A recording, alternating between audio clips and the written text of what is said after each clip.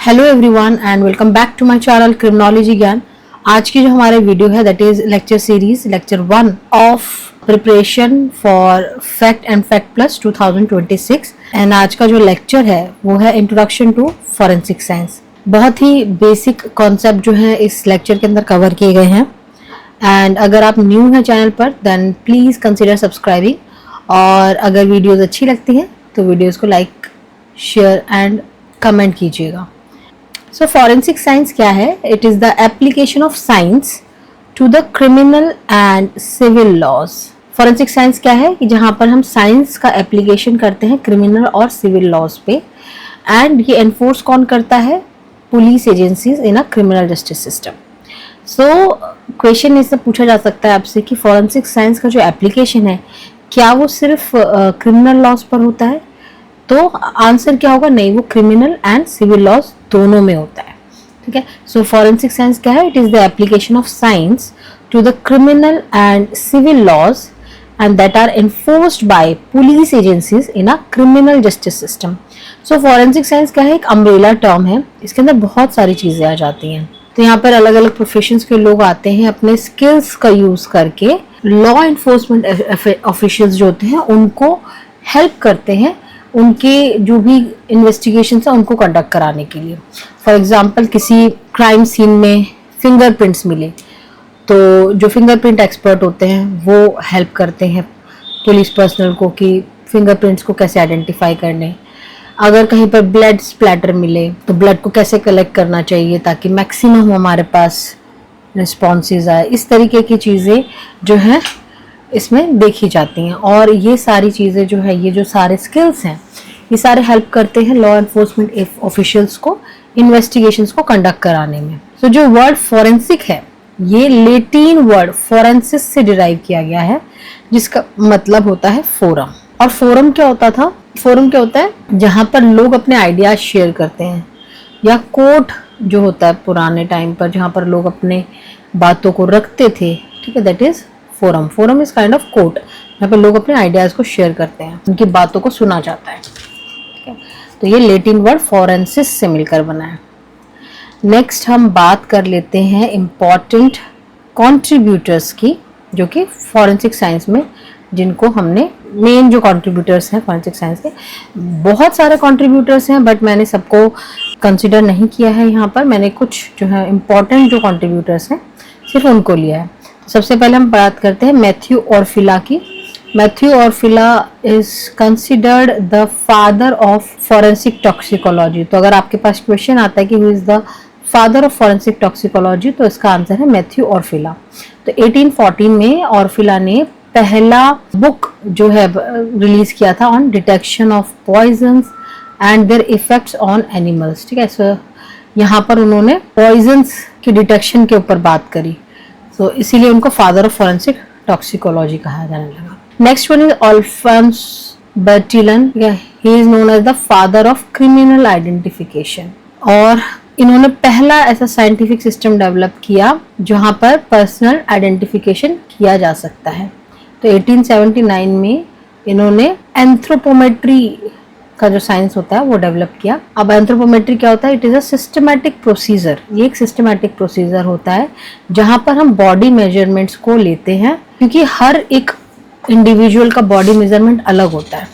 तो इन्होंने क्या किया कि बॉडी मेजरमेंट्स को लेते हैं और कैसे एक इंडिविजुअल दूसरे इंडिविजुअल से अलग है उसी को हम एंथ्रोपोमेट्री की साइंस में पढ़ते हैं। तो एक सिस्टमैटिक प्रोसीजर इन्होंने निकाला ताकि एक इंडिविजुअल को दूसरे इंडिविजुअल से डिस्टिंग्विश किया जा सके through series of body measurements. Next है फ्रांसिस गल्टन। यहाँ पर इन्होंने क्या किया? He study the fingerprints and developed a methodology of classifying them for filing. इन्होंने एक बुक भी लिखी फिंगरप्रिंट्स के ऊपर। तो अगर फिंगरप्रिंट से रिलेटेड कुछ आता है तो आपको फ्रांसिस गल्टन पर टिक करना है। His work went on to describe the basic principles that form the present system of identification by fingerprints। ये तो आपको सबको पता ही है कि फिंगरप्रिंट्स जो है सब इंडिविजुअल्स का अलग होता है। इतना ज़्यादा जो है हम रिलाई कर सकते हैं फिंगरप्रिंट्स के ऊपर कि दो ट्विंस भी हैं, आइडेंटिकल ट्विंस या फ्रेटर्नल ट्विंस, कैसे भी ट्विंस हैं, उनके भी फिंगरप्रिंट्स आपको सेम नहीं मिलेंगे, ठीक है। तो जो भी बेसिक प्रिंसिपल आज हम यूज़ करते हैं for the identification of fingerprints, वो सारा जो बेसिक प्रिंसिपल्स है वो सब इन्होंने फ्रांसिस गल्टन के ही वर्क से हमें पता चलता है। Next one is Leone Lattes. 1915 में he devised a relatively simple procedure. एक लैंडस्टीनर थे जिन्होंने ब्लड ग्रुप को बताया था, ब्लड ग्रुप के टाइप्स जो होते हैं उनके बारे में बताया था। तो लियोने लैटिस ने क्या किया, एक रिलेटिवली सिंपल प्रोसीजर बताया for determining the blood group of a dried blood stain. जो एक ड्राइड ब्लड स्टेन मिलता है, क्योंकि क्राइम सीन में ज़्यादातर हमको ड्राई ब्लड स्टेन देखने को मिलते हैं, तो वो ड्राई ब्लड स्टेन का जो ब्लड ग्रुप है वो बताने के लिए कैसे हम उसको डिटरमाइन करें, तो वो लियोने लैटिस ने बताया। तो ये क्रिमिनल इन्वेस्टिगेशन में यूज किया जाता है। Next one is Calvin Goddard. To determine whether a particular gun has fired a bullet requires a comparison of the bullet with one that has been test fired from the suspect's weapon। अगर हमको ये पता करना है कि इस particular gun से ये बुलेट पर्टिकुलर निकली है, तो इसमें क्या है, हमको कंपैरिजन करना पड़ेगा बुलेट का किससे, अगर हमने सस्पेक्ट का वेपन जो लिया हुआ है उसके गन से हमको कंपेयर करना पड़ेगा। Now, Goddard's expertise established the comparison microscope। तो गोडार्ड ने क्या एस्टेब्लिश किया, comparison microscope for the modern fire arms examiner. क्योंकि जो बुलेट हमको देखना होता है उसके जो भी आइडेंटिफिकेशन के लिए बुलेट्स के, तो वो हम कंपैरिजन माइक्रोस्कोप में करते हैं। कैल्विन गोडार्ड ने उस कंपैरिजन माइक्रोस्कोप का आविष्कार किया था। देन हम बात करते हैं Albert S Osborne. Osborne development of the fundamental principle of document examination। ठीक है, जो भी बेसिक फंडामेंटल प्रिंसिपल्स हैं डॉक्यूमेंट एग्जामिनेशन के, वो सारा जो प्रिंसिपल है वो एल्बर्ट एस ऑसबोर्न ने डेवलप किया था। And he was responsible for the acceptance of documents as scientific evidence by the court. Documents को जो है एज अ साइंटिफिक एविडेंस भी यूज किया जाने लगा कोर्ट में। He was the first person जो कि उसके एक्सेप्टेंस के लिए जिन्होंने बात की। Next one is Walter C McCrone. He was known as the father of modern microscopy. He was responsible for educating thousands of forensic scientist throughout the world in the application of microscopic technique. जो microscopic techniques होती हैं उनका जो application है वो कैसे किया जाएगा, ये सारा वॉल्टर सी मैक्रॉन ने बताया। Next one is Hans Gross. He is known as the father of criminalistics for establishing the field of modern crime scene investigation and applying science to legal investigation। Legal investigation में science का application किस तरीके से करना है और modern crime scene investigation किस तरीके से करना है, ये सारा हैंस ग्रॉस ने बताया। So he is known as the father of criminalistics. He introduce crucial techniques like crime scene का फोटोग्राफी कैसे होता है, एविडेंस कलेक्शन कैसे होते हैं, हेयर के, fibre, dirt etcetera, and MAC rule. MAC rule क्या होता है, डू नॉट मूव, ऑल्टर और change evidence. M for move, ठीक है, A फॉर ऑल्टर और C फॉर चेंज। तो ये रूल जो है हैंस ग्रॉस ने बताया। Next Edmond Locard. Edmond Locard, ये तो आपने बहुत बार सुना होगा। सो एडमंड लोकार्ड ने दिया था लोकार्ड एक्सचेंज प्रिंसिपल। लोकार्ड का मानना था कि जब भी कोई पर्सन किसी ऑब्जेक्ट या किसी दूसरे पर्सन के कांटेक्ट में आता है तो एक क्रॉस ट्रांसफ़र होता है मटेरियल का, यानी कि इस पर्सन की चीज़ें जो हैं उधर ट्रांसफ़र होंगी और उस पर्सन या चीज़ जो भी ऑब्जेक्ट है उसकी चीज़ें इस पर्सन में ट्रांसफ़र होंगी। एंड ये जो कॉन्सेप्ट है लोकार्ड एक्सचेंज प्रिंसिपल का बहुत सारे इन्वेस्टिगेशंस में देखा गया, तो ये अभी भी इस चीज़ को बहुत माना जाता है। नेक्स्ट हम बात करते हैं ब्रांचेज ऑफ फॉरेंसिक साइंस की। फॉरेंसिक साइंस के काफ़ी सारे ब्रांचेज हैं, जैसे कि ओडोंटोलॉजी। ओडोंटोलॉजी क्या होता है, is a branch of forensic medicine that applies dental knowledge, जहाँ पर डेंटल नॉलेज को हम अप्लाई करते हैं to identify human remains and analyse bite marks in legal investigation. जो अगर मान लेते हैं किसी पर्सन की जो बॉडी पर हमें बाइट मार्क्स दिखने को मिलते हैं, तो वो बाइट मार्क्स जो है किस पर्सन के हो सकते हैं, क्या ये बाइट मार्क्स रियल रीज़न है डेथ के, तो ये सारी चीज़ें जो हम ओडोंटोलॉजी में पढ़ते हैं। तो ओडोंटोलॉजी क्या है? फॉरेंसिक मेडिसिन की एक ब्रांच है जहाँ पर हम डेंटल नॉलेज को अप्लाई करते हैं to identify human remains and analyse bite marks in legal investigation. Next है टॉक्सिकोलॉजी। टॉक्सिकोलॉजी में हम क्या करते हैं, जो भी हमारे पास बायोलॉजिकल सैंपल्स आते हैं जैसे कि ब्लड हो गया, यूरिन हो गया, हेयर हो गया, टिश्यूज हो गया, उसमें हम ड्रग्स, अल्कोहल और पॉइजन्स को डिटेक्ट करने के लिए मेडिको लीगल इन्वेस्टिगेशन में इन सब चीज़ों को डिटेक्ट करने के लिए हम टॉक्सिकोलॉजी ब्रांच में भेजते हैं। तो टॉक्सिकोलॉजी ब्रांच में बेसिकली क्या होता है, अल्कोहल, पॉइजन, ड्रग्स इन सबको डिटेक्ट किया जाता है। It determines if toxins caused or contributed to death, illness and impairment।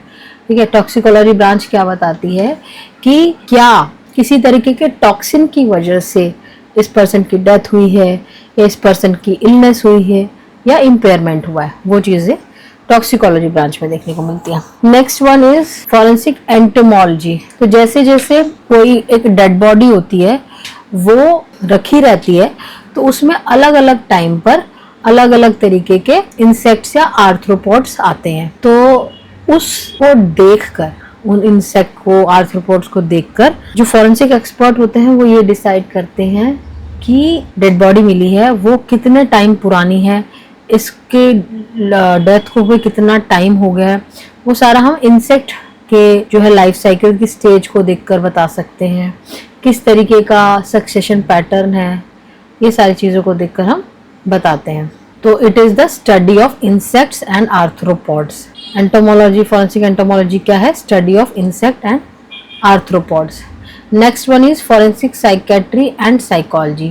तो फॉरेंसिक साइकोलॉजिस्ट क्या करते हैं? फॉरेंसिक साइकोलॉजी असेसमेंट करते हैं, बिहेवियर एनालिसिस करते हैं। और फॉरेंसिक साइकेट्रिस्ट कौन होते हैं? वो क्या करते हैं? मेडिकल डॉक्टर्स होते हैं। वो किसी तरीके का पर्सन को मेंटल इलनेस है या किसी तरीके का कॉम्पिटेंसी है, तो वहाँ पर जो है फॉरेंसिक साइकेट्री का रोल आ जाता है। तो साइकोलॉजी में क्या कर रहे हैं हम? साइकोलॉजिकल असेसमेंट कर रहे हैं, बिहेवियर एनालिसिस कर रहे हैं, टेस्टिंग कर रहे हैं, वो हो गया आपका फॉरेंसिक साइकोलॉजी। फॉरेंसिक साइकेट्री के अंदर क्या आता है? आपका मेडिकल वाला पार्ट आ जाता है कि अगर इस पर्सन को कोई इलनेस है तो वो उसको जो है मेडिसिन दे सकता है, बट फॉरेंसिक साइकोलॉजिस्ट जो है वो नहीं दे सकता, फॉरेंसिक साइकेट्रिस्ट दे सकता है। Next one is forensic anthropology. Forensic anthropology में हम क्या करते हैं? आइडेंटिफिकेशन ऑफ पर्सन्स और पर्सनल कैरेक्टरिस्टिक्स जैसे कि sex, age, race, stature based on body remains. जैसे कि कोई डेड बॉडी होती है तो उसके रिमेन्स से अगर हमें बॉडी को आइडेंटिफाई करना होता है, जैसे कि इस बॉडी का सेक्स क्या है, मेल है या फीमेल है, इसकी एज कितनी होगी, तो वो उनके पर्सन के पर्सनल कैरेक्टरिस्टिक्स को देखते हुए हम बताते हैं। तो इसकी स्टडी जो है फॉरेंसिक एंथ्रोपोलॉजी के अंदर आती है। देन फॉरेंसिक सीरोलॉजी में हम क्या पढ़ते हैं? It is the detection, identification and analysis of biological fluid. अभी बायोलॉजिकल फ्लूइड के अंदर क्या आते हैं? आपके ब्लड आ जाएगा, सीमन आ जाएगा, सलाइवा आ जाएगा, जो कि जनरली हमें क्राइम सीन पर देखने को मिलते हैं, ताकि ये किसी तरीके के अगर ये लीगल एविडेंस बना रहे हो तो वो हम चेक कर लेते हैं। फॉरेंसिक सीरोलॉजी के अंदर हमें ये सारी चीज़ें देखने के लिए मिलती हैं। So it uses immunological and biochemical methods to identify fluid and link suspects to victim or location, often providing essential leads before or alongside DNA profiling। okay, इसमें क्या करते हैं? जो भी हमें बायोलॉजिकल फ्लूइड्स मिले हैं उसको एनालिसिस करके हम कोशिश करते हैं कि जो सस्पेक्ट है और जो विक्टिम है या फिर क्राइम लोकेशन है उससे हम उसको लिंक करने की कोशिश करते हैं। नेक्स्ट हम बात करते हैं fundamental principles of forensic science. तो बेसिकली 7 जो है फंडामेंटल प्रिंसिपल्स हैं हमारे पास फॉरेंसिक साइंस के। Principle of individuality, principle of exchange, principle of progressive change, principle of comparison, principle of analysis, principle of probability, principle of circumstantial facts. तो fundamental principle पहला कौन सा है? Principle of individuality. ये क्या कहता है कि एवरी ऑब्जेक्ट, कोई भी ऑब्जेक्ट, चाहे वो नेचुरल हो चाहे वो मैन मेड हो, उसकी एक इंडिविजुअलिटी होती है, मतलब वो अपने आप में एक अलग जो है एक आइडेंटिटी होती है जो दूसरे ऑब्जेक्ट से डुप्लीकेट नहीं हो सकती। It is unique, neither the nature has duplicate itself nor can man. मतलब नेचुरल चीजें और मैनमेड चीजें दोनों ही, अगर कोई ऑब्जेक्ट बनाता है नेचर या फिर मैनमेड कोई भी चीज है, वो उसकी अपनी इंडिविजुअलिटी होती है, वो जो है डुप्लीकेट नहीं किया जा सकता। अब आप कहोगे कि मैं अगर 2 रुपए का कॉइन लेता हूँ तो दूसरा कॉइन भी 2 रुपए का ऐसा ही दिखता होगा, बट कुछ ना कुछ उसमें चेंजेस आपको देखने को मिलेंगे ही। तो it is the law of individuality is fundamental in forensic science. Anything and everything involve in a crime has individuality. कोई भी चीज़, कैसी भी, हर वो चीज़ जो है क्राइम में इन्वॉल्व है उसकी अपनी इंडिविजुअलिटी होती है। यानी कि अगर मैंने किसी को अपने गन से फायर किया है तो मेरा जो बुलेट जो गई है उस गन से, तो वो हमें पता चल जाएगा कि ये जो बुलेट है वो इसी गन से ही गई है, क्योंकि उसकी अपनी एक इंडिविजुअलिटी होती है। Thus the culprit is unique, his modus operandi is unique, his weapon of offense is unique, scene of crime is unique, evidentiary clues left over picked by the culprit are unique. We only have to identify the uniqueness. देखो हर चीज़ इसमें हमें unique है। Culprit unique है, उसका modus operandi unique हो जाएगा, जो भी वेपन यूज़ किया गया ऑफेंस को कमिट करने के लिए वो भी यूनिक है, क्राइम सीन भी यूनिक है, जो भी क्लूज छूट गए हैं या लेकर जा रहे हैं और picked up by the culprit, वो सब यूनिक है। हमें क्या करना है, हमें उसी यूनिकनेस को जो है आइडेंटिफाई करना है ताकि हम क्राइम और क्रिमिनल को लिंक कर सकें। Next one is principle of exchange. तो प्रिंसिपल ऑफ एक्सचेंज को क्या कहते हैं, लॉ ऑफ एक्सचेंज को हम लोकार्ड्स प्रिंसिपल भी कहते हैं, और ये इसलिए कहते हैं क्योंकि एडमंड लोकार्ड ने ही इसका आविष्कार किया था, है ना, इस लॉ का। So he was a French scientist and was the first person to give this law. Whenever two entities, क्या कहता है आपका प्रिंसिपल ऑफ एक्सचेंज, जब भी कोई दो एंटाइटीज आपस में कांटेक्ट में आती हैं तो उनके बीच एक mutual exchange of traces takes place, है ना, उनके बीच में ट्रेसेस का एक्सचेंज होता है ना, आपस में वो चीज़ों को एक्सचेंज करते हैं। So when a criminal and his or her instrument of crime come in contact with the victim or the object surrounding him, they leave traces. तो जब भी कोई क्रिमिनल या फिर उसके इंस्ट्रूमेंट जो है विक्टिम के कांटेक्ट में आते हैं या फिर उन ऑब्जेक्ट्स के कांटेक्ट में आते हैं जो उसके आसपास हैं, तो वो कुछ ट्रेसेस छोड़ जाते हैं। लाइकवाइज द क्रिमिनल एंड और his instruments pick up traces from the same contact. और उसी तरीके से क्रिमिनल या फिर उसके जो इंस्ट्रूमेंट्स हैं वो सेम कांटेक्ट से वापस जो है ट्रेसेस लेते हैं, या तो अपने ट्रेसेस छोड़कर आते हैं या दूसरे के जो है ट्रेसेस लेकर आते हैं जब भी वो कांटेक्ट में आते हैं। Thus a mutual exchange of traces takes place between the criminal, the victim and the objects involved in the crime. तो इसीलिए क्या है, एक म्यूचुअल एक्सचेंज हो रहा है ट्रेसेस का, किस किस के बीच में, क्रिमिनल्स के बीच में, विक्टिम के बीच में और ऑब्जेक्ट्स जो कि क्राइम में इन्वॉल्व है उनके बीच में। Next one is law of progressive change.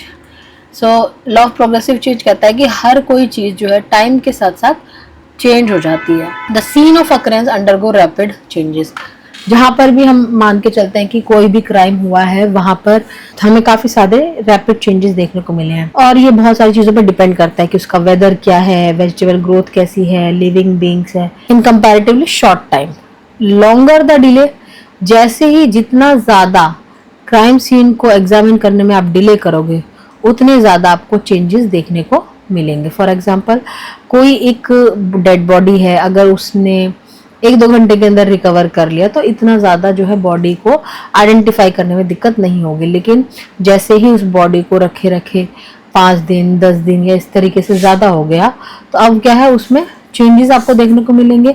और कभी कभार ऐसा भी हो सकता है कि जो सीन है, क्राइम सीन है, वो रिकॉग्नाइज ही ना हो पाए कि एक्चुअल में क्राइम कहाँ हुआ था, या फिर वो जो भी पर्सन है, जो कॉप्स है, वो भी ना पता चल पाए कि यही पर्सन था या नहीं, पर क्योंकि हर चीज़ में आपको चेंज देखने को मिलेगा ही मिलेगा, चाहे वो जगह हो, चाहे वो जो डेड बॉडी है वो हो, चाहे वो ब्लड स्टेन्स हो, है ना। जब अगर ताज़ा ब्लड होता है तो रेड कलर का होता है, उसके बाद जैसे जैसे टाइम बीतता जाता है वो ब्राउन कलर का हो जाता है, सूखने लग जाता है, गायब हो जाती हैं चीज़ें। सो फॉर एग्जाम्पल, एक रोड एक्सीडेंट हुआ है बिजी रोड पर, अगर उसको प्रोटेक्ट नहीं किया गया, जो क्राइम सीन को प्रोटेक्ट करते हैं ना, अगर वहाँ पर क्राइम सीन को प्रोटेक्ट नहीं किया गया सही टाइम पर, या प्रोसेस इमीडिएटली स्टार्ट नहीं किया गया, तो क्योंकि बिजी रोड है, वहाँ से जो क्लूज हैं, एविडेंशियल क्लूज हैं, वो सब जो है खत्म हो जाएंगे या गायब हो जाएंगे। Next one is principle of comparison. क्या कहता है? Only the likes can be compared. जो चीजें एक जैसी है सिर्फ हम उन्हीं को ही कंपेयर कर सकते हैं। It emphasis that necessity of providing corresponding samples or specimen standard for comparison with the questioned items। ये कहता है कि जो भी आपके क्वेश्चन आइटम्स हैं उसको हमें corresponding सैंपल या स्पेसिमेन स्टैंडर्ड जो है उन्हीं के साथ ही कंपेयर करना है। अब इसको एग्जांपल से समझो कि मान लेते हैं कि एक डिसीज पर्सन है, उसके हाथों से हमें एक बंच ऑफ हेयर मिला। अब ये एक्सपर्ट जो क्या है वो क्या कह रहा है कि भाई इन बालों को देख के लगता है कि किसी नेग्रोइड पर्सन का ये बाल है, ठीक है। तो अगर नेग्रोइड पर्सन जनरली जो ब्लैक कलर पीपल होते हैं उनको नेग्रोइड पर्सन कहते हैं। तो अगर कोई पर्सन जो वाइट रेस का है ना, क्योंकि उनके बालों का टेक्सचर वो सब अलग होता है, तो वाइट रेस वाले का हेयर लेकर हम कंपेयर नहीं कर सकते। क्यों? मतलब जो एक्सपर्ट ओपिनियन है वो ये कहता है कि ये जो इस पर्सन के हाथ में बाल हैं डिसीज पर्सन के, वो एक नेग्रोइड पर्सन के हैं। तो अब वाइट रेस वाले पर्सन के जो वाइट पर्सन जो पर्सन हेयर्स लेकर आया उसको कैसे आप कंपैरिजन के लिए यूज़ कर सकते हो, ठीक है। वो तो क्योंकि दो अलग चीज़ें हो जाएंगी।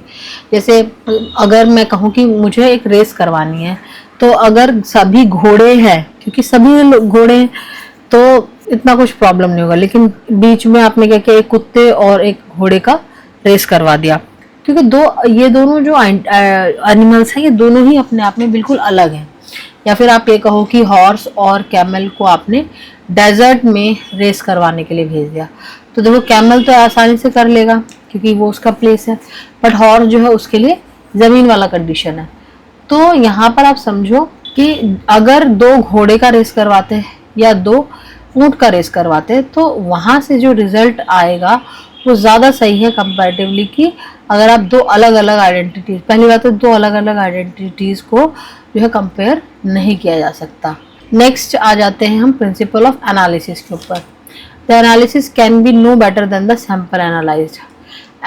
एनालिसिस मतलब कि जो भी आपके पास सैंपल आया है उसको एनालाइज करने से बेहतर और कोई भी एनालिसिस नहीं हो सकती। अब जैसे कोई भी एक्सपीरियंस फॉरेंसिक एक्सपर्ट है, वो जो सैंपल मिलता है वो उतना कंटेमिनेटेड होता है कि अब उसमें से जो भी हम रिजल्ट निकालेंगे वो करेक्ट नहीं आएगा। तो देखो अब इम्प्रॉपर सैम्पलिंग करने की वजह से और कंटेमिनेशन की वजह से आप चाहे कितने भी अच्छे एक्सपीरियंस एनालिस्ट हो, लेकिन वो यूजलेस हो जाएगा। या कितने भी आप टूल्स यूज़ कर लो, टेक्निक यूज़ कर लो करेक्ट, लेकिन वो सब यूजलेस है अनलेस एंड अनटिल आपने सैंपल को कम्प्लीटली बिना कंटेमिनेशन के कलेक्ट नहीं किया या फिर उसको सैम्पलिंग ढंग से नहीं किया। क्योंकि हर एक जो भी आपको एविडेंसेस मिलते हैं क्राइम सीन पर, उन सबको कलेक्ट करने का तरीका अलग होता है। अगर ड्राइड ब्लड है तो उसको रिमूव करने का तरीका अलग है, अगर फ्रेश ब्लड है तो उसको रिमूव करने का तरीका अलग है। ऑल्सो कुछ चीज़ों को जैसे हमें स्पेशली पेपर एनवेलप में ही रखना पड़ता है, बहुत सारी चीज़ों का ध्यान रखना पड़ता है। अगर वो सारी चीज़ें हमने फॉलो नहीं करी हैं तो जो हमारे एविडेंसेस हैं वो कंटेमिनेट हो जाएंगे, और जब कंटेमिनेशन के बाद ये लैब पहुंचेंगे तो चाहे एक्सपर्ट कितना भी एक्सपीरियंस्ड हो, लेकिन जो सैंपल उसके पास आया है उसको एनालाइज अगर आप करते हैं तो उसका कोई वैल्यू नहीं है। Next one is law of probability. Law of probability कहता है कि ऑल आइडेंटिफिकेशन, जितना भी आपने आइडेंटिफाई किया कि इस पर्सन का डेथ इस वजह से हुआ होगा या फिर ये पर्सन जो डेड बॉडी है ये पर्सन हो सकती है, जो भी है, ये सारी डेफिनेट या इनडेफिनेट आपने जो भी स्टेटमेंट्स बनाए है ना, वो कॉन्शियसली या अनकॉन्शियसली ये प्रोबेबिलिटी के बेसिस पर बनाए। आप सिर्फ अंदाज़ा लगा सकते हो। फॉर एग्जांपल किसी ने आपको एक डेड बॉडी मिली, ठीक है, उसके जो टीथ है उसके टीथ पे गोल्ड का कवर होगा, है ना, किसी टीथ पे गोल्ड का कवर है। ऑल्सो उसके जो है आर्म्स पर आपको किसी पर्टिकुलर रिलीजन का टैटू भी मिल रहा है। और 2-3 कैरेक्टरिस्टिक्स और मिल जाता। और सेम इसी कैरेक्टरिस्टिक को डिफाइन करते हुए किसी पुलिस स्टेशन में किसी ने उस लेडी का जो है मिसिंग रिपोर्ट लिखवाया है। तो यहाँ पर हम क्या कर रहे हैं, हम आइडिया लगा रहे हैं कि जो पर्सन का रिपोर्ट मिसिंग रिपोर्ट रखा गया है और ये जो पर्सन है ये दोनों सेम हो सकते हैं। तो ये क्या पर हमने क्या करा, प्रोबेबिलिटी बताया, प्रोबेबिलिटी के बेसिस पर हमने जो है आइडेंटिफाई की चीज़ों को। And this is the last principle of circumstantial fact. ये कहते हैं कि facts do not lie, man can. कि फैक्ट्स जो भी आपको क्राइम सीन पर मिले वो झूठ नहीं बोल सकते, लेकिन इंसान जो है वो झूठ बोल सकता है। द ह्यूमन स्टेटमेंट माइट और might not be accurate, but physical evidence recovered from the crime scene can easily help forensic expert like a suspect to a victim. Human के जो स्टेटमेंट है वो एक्यूरेट नहीं भी हो सकते हैं, कि अगर मैं कहूँ कि हाँ इस पर्सन ने जो है मर्डर किया है, हालांकि वो हो सकता है कि मैंने गुस्से में आके इस पर्सन का नाम लगा दिया, इसको मैं फंसाना चाहती थी इसलिए मैंने झूठा आरोप लगा दिया। लेकिन जो फिजिकल एविडेंसेस जो रिकवर किए गए हैं क्राइम सीन के, वो जो है वो झूठ नहीं बोलेंगे, और वो फॉरेंसिक एक्सपर्ट जो है उसकी हेल्प करते हैं to link a suspect to a victim. Also, जो the evidence found can sometimes link directly to the suspect and sometimes indirectly. जो कभी कभार जो है डायरेक्टली भी सस्पेक्ट से लिंक हो सकता है, कभी कभार इनडायरेक्टली भी जो है लिंक हो सकता है। So that's it for today's video. I hope आपको ये वीडियो समझ आया होगा, और इसी तरीके की वीडियोस के लिए आप फॉलो कर लीजिए क्रिमिनोलॉजी ज्ञान को। एंड लेक्चर 2 भी जल्दी ही आने वाला है। मिलते हैं नेक्स्ट वीडियो में। Till then bye bye and keep preparing for FACT and FACT plus exam.